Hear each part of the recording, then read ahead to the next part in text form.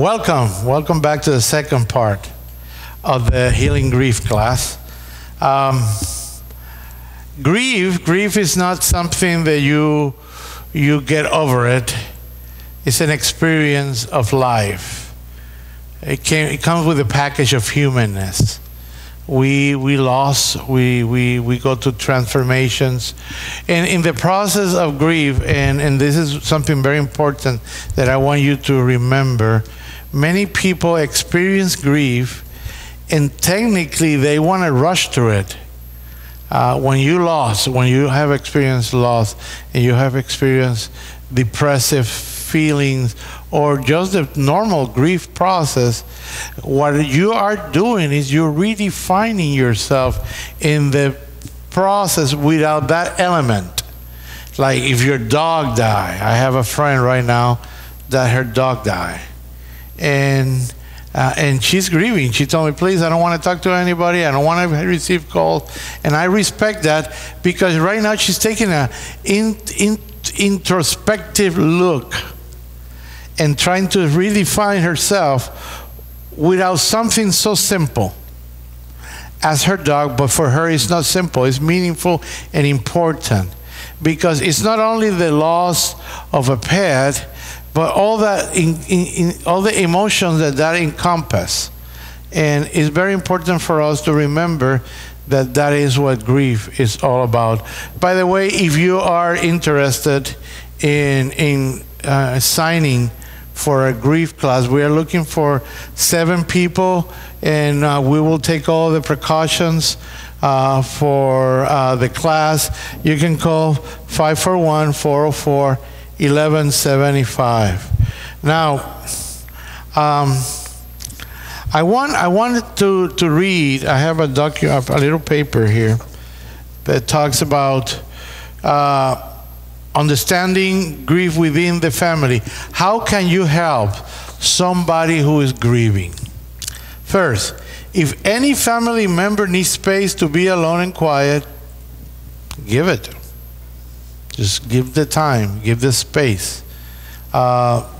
We like to crowd people when they are in need because we want to help. It's good intentions, but sometimes we just need to back off and let people grieve and experience their feelings. If any family member needs closeness, so if somebody needs to be embraced, somebody needs to be close, so somebody needs to say, you know, I just feel lonely, can you just stay with me? Do it. So if they need, and you're going to find, this is very interesting, in the grief process, you're going to get somebody that will say, stay away, and then in the same breath, they can say, I feel lonely, come close. In other words, come close, sit there and don't talk. I don't want to hear anybody, I just want to feel somebody close to me. And that is fine. Nobody needs, number 3, nobody needs to hide their sorrow or cry alone in the pillow.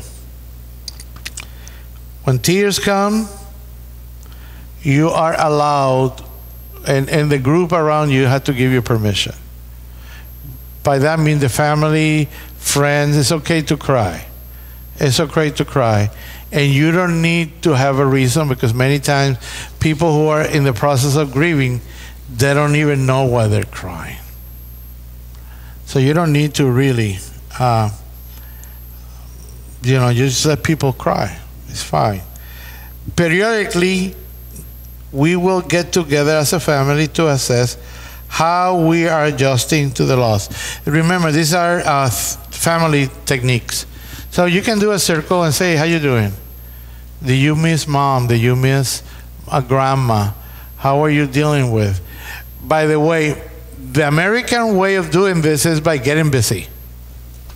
Just get busy, do things, and we don't want to talk about it. You're going to hear people that when you sit in a circle and you say, how you deal? I don't want to talk about it. And what they're telling them, they're telling you, I'm hurting. They're not telling, they don't want to talk about it. They're saying, it's painful. And I don't want to feel the pain again. So it's okay to admit that you're hurting and that you just don't want to deal. And if you need to cry in the process of sharing, go for it. And I'm saying that we misunderstand the word crying or the act of crying, because we have been given some glands that deal with that. They are connected to the brain, to our hearts. They are all working together to relieve our pain. Sometimes after a good cry, you feel better. And that's not a weakness, it's just the way your physiology is made. So please, cry, assessing, talking about it is okay. On the holidays, like the ones we just had, the Christmas and anniversaries of the death, and you might face this year with some loss. It doesn't have to be a death. Remember, we said that in the first video. It can be any loss that you experience, even from the virus, the lockdowns. All that is a loss of mobility, it's a loss of expression, it's a lot of being able to go to places that you like to go. All that, what we have now as a country, is a massive collective grieving experience. And that's why we are opening this class. People who wants to just come and process, call 541-404-1175, and we will make that class available to you. And if we need to do more than one class, feel free to call and to let us know that you are interested. Expect that there will be a gradual buildup of residual sorrow.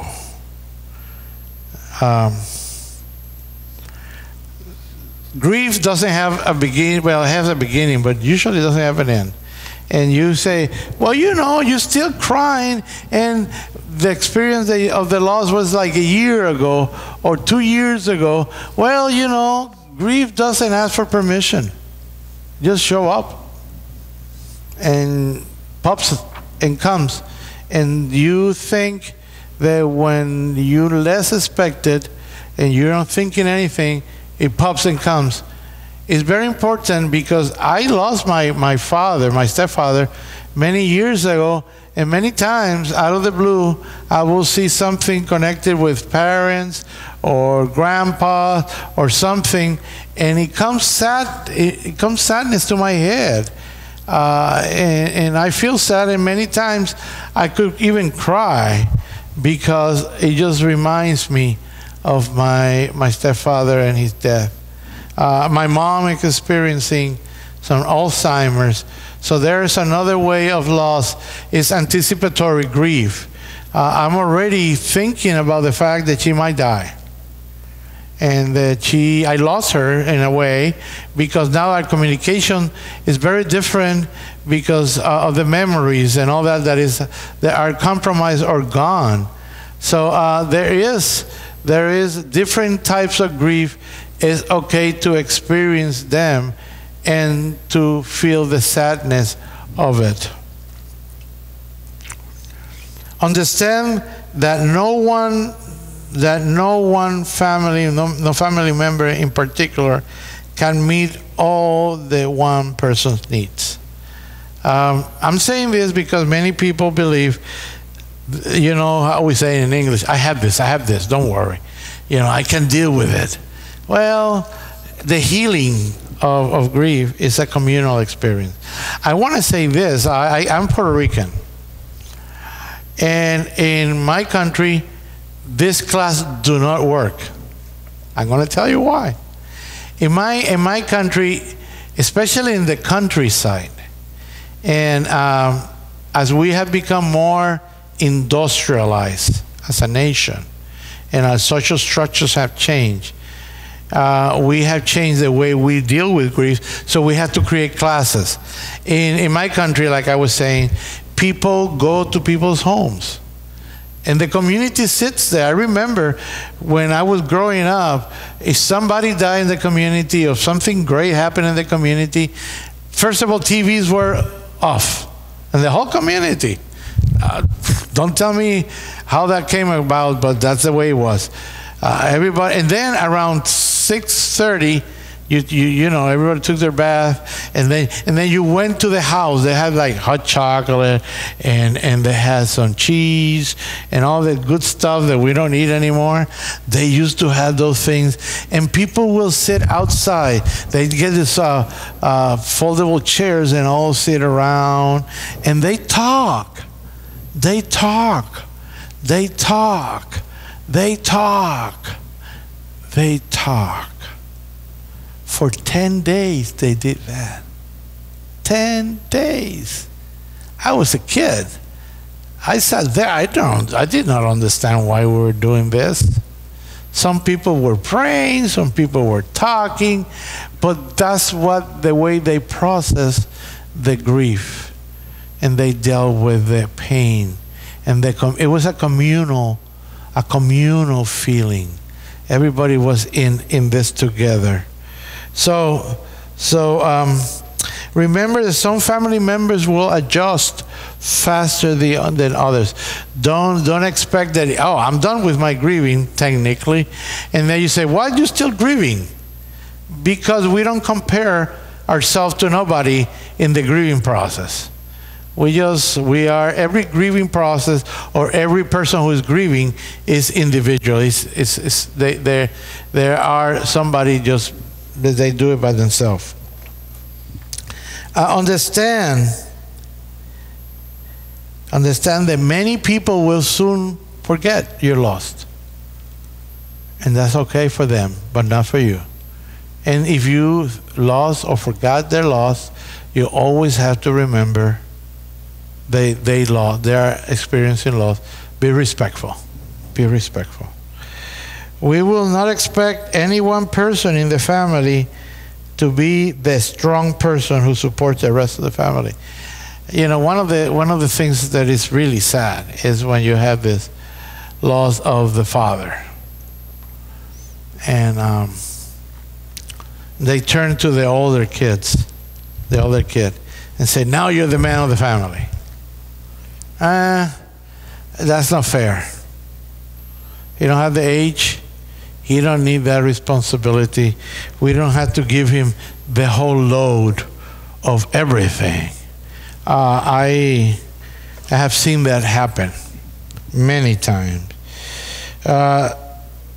Throwing away personal things is hard, and you have to wait till the person is ready. I work in the hospital. I work in maternity, and I saw some kids, babies die. You don't go and take the kid away from the mom till she's ready to give it up. So the same happened with the belongings, the clothing, the things in the house. Some people go like vouchers and vouchers, and they just go there, not vouchers, but like animals, and just go there and start getting rid of all this stuff. No, just let the people sit down with their belongings or their family belongings and grieve. I had a friend who lost his brother in Texas, and he stayed in the house of his brother for a couple of weeks, just grieving him. He died due to the COVID pandemic that we are experiencing. So please don't dispose of personal things till the people are ready. Take the family into consideration, or the individuals. We will not assume that any family member is too young. And this goes into the area of children's grieving. The difference between the children who are grieving and the adults is the adults tend to grieve in a different stage. You see kids who are sad, and then they have a button, turn off their grief, and then they go and play. That doesn't mean that they're stopped grieving. That means that they grieve differently. Here in Portland, they have I want to call it an association, but it's like a therapy group that work with children who are grieving, and they grieve differently. And the fact that they are not experiencing the same intensity and the same frequency of the grief doesn't mean that they're not grieving. Kids grieve. Kids grieve. Many times, this is very interesting, we find animals grieving. I've seen animals who are experiencing sadness. And I heard this week about an animal who went and found the hospital where his owner was being hospitalized and stayed in that door of the hospital till he was discharged. And it's amazing, amazing. But there is a sense of grief also in the animals. They miss their owners and they grieve. We will not make any hasty decisions. You know, people say, well, now that my husband is gone, now that my somebody is gone, I will move. Do not do any rapid decisions while you're grieving. Sit with the pain, sit with the discomfort, and then when you are processed, and we recommend at least a year before you make any decision that is major. And by the way, if you come to the class, we'll discuss all this. This will take time, and this is just a really, really quick, because it's not only, I'm talking to a camera right now, but when we're in the class, we'll talk to each other. And we have people that will tell stories. Stories are very important when it comes to the healing process, because each person has a different story. And the size of the class is because I like people to tell the story. I used to have a class that was like 14 people in the hospital. The problem with that was that when the 14 people told their stories, we were done with the class that day. We didn't have any teaching taking place. So I tried to integrate it. So we will keep it small, not only for the COVID, for the practicality of the class. So just call 541-404-1175, and we'll get you into the class. Now, you don't be surprised if any of the members of the family experience loss of faith during the process. Grieving is very traumatic for many people, and I recommend that you just stay by, and don't give sermons. Stay by and do not preach love, do love, serve, be there, be caring, you know, and let them know that you're there if they need you.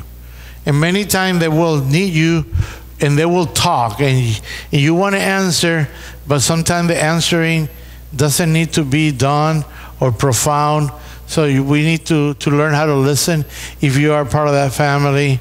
So we'll talk about that again in the class. Now I want to read to you a very, very popular prayer. That usually we read only one stanza or one section of this paragraph, of this prayer. It's called the Serenity Prayer. God, by the way, it has an author, and you'll get this when you come to the class. God grant me the serenity to accept the things I cannot change. By the way, this is difficult, so only God can do this. Courage to change the things I can. And wisdom to know the difference. Living one day at a time, enjoying one moment at a time, accepting hardship as the pathway to peace.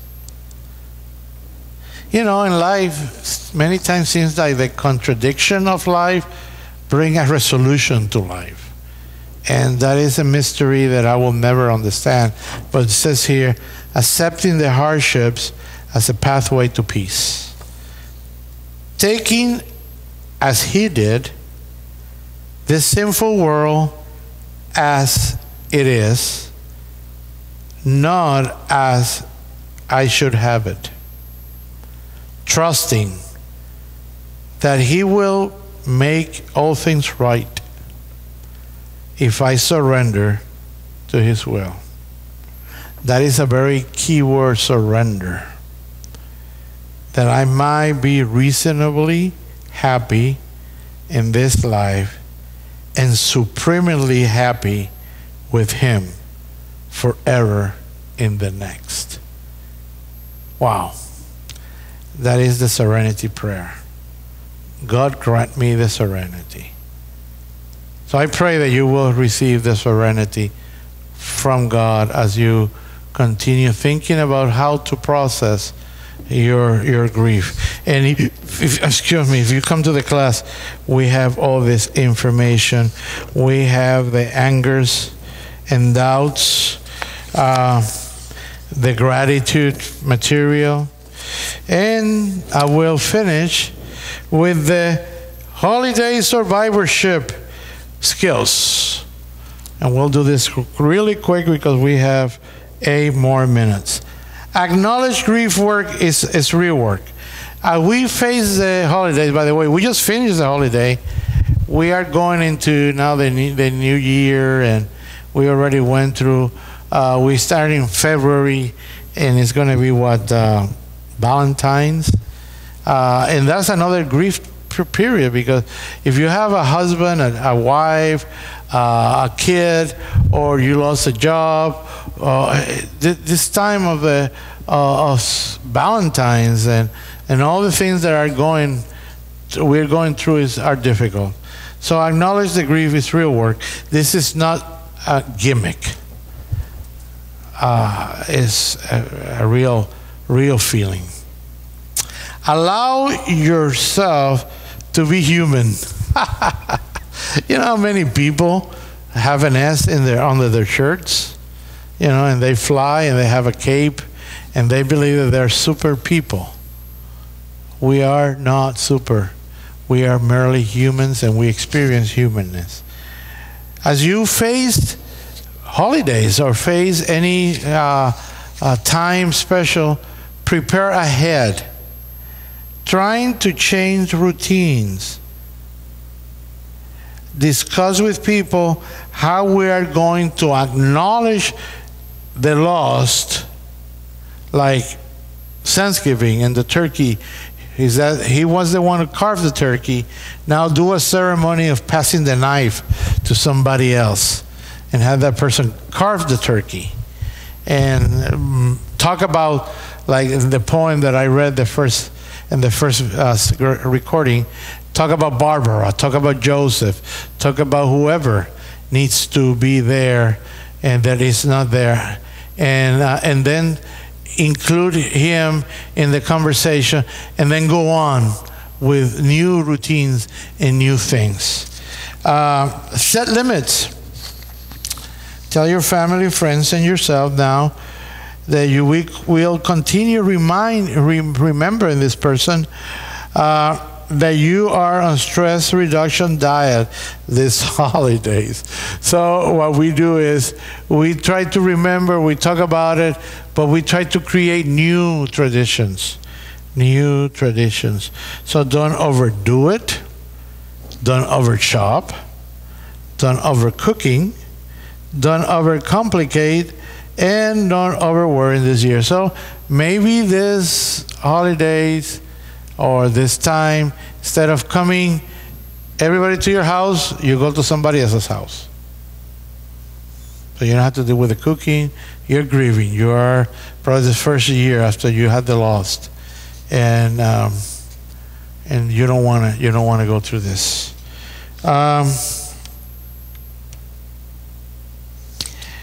Be aware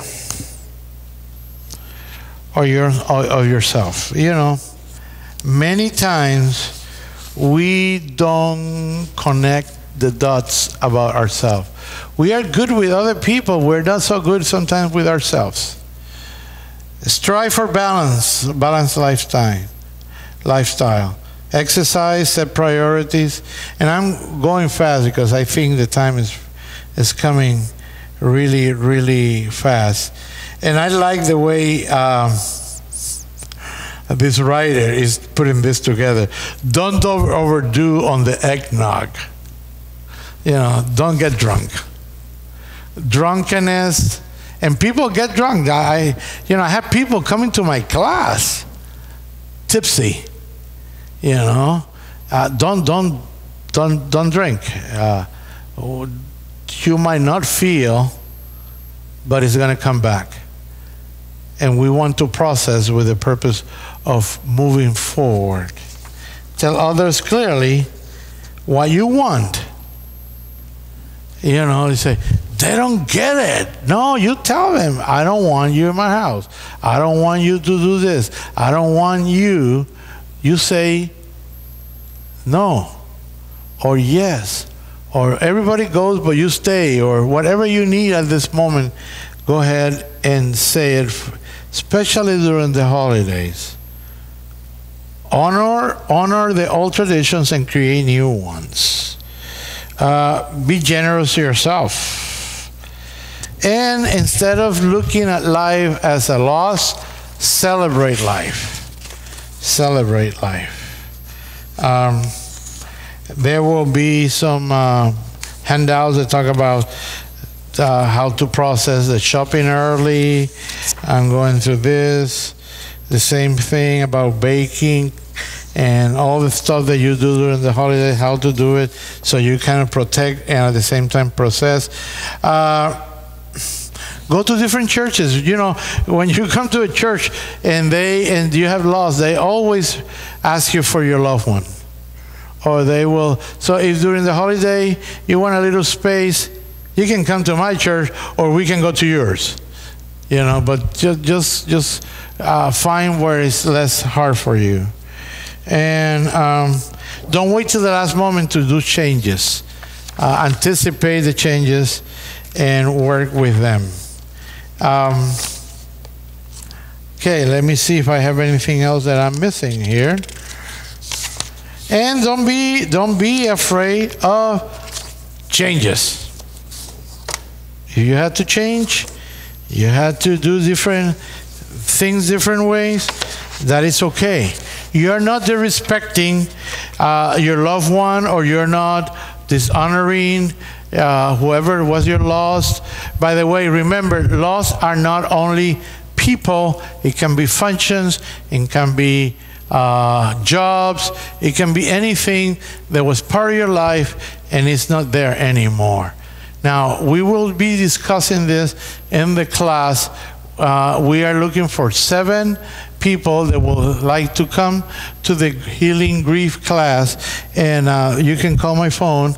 It's 541-404-1175, and then I will be able to register you for the class, and we do have a registration form that we have, and I'll go with you. It says name, address. You don't need to give me your name, your address, or your phone. If you don't feel good about that, that's okay. We'll develop connections with time. And then emotional issues that you'll be dealing in your class, I would like to know so I can bring material. And church affiliation, I like to know what is your spiritual belief when it comes to laws and all that, because I would like to adjust the class so you can receive good information. And then have you received individual therapy? And are you attending other grief group? And what subjects would you like to be included? Death of a pet, additional resources, talking to children about death, coping with suicide, which is a whole different topic, depression, coping with murder, anger management, death of a children or others. Please call us. We're here to serve you. Thank you and have a blessed day today.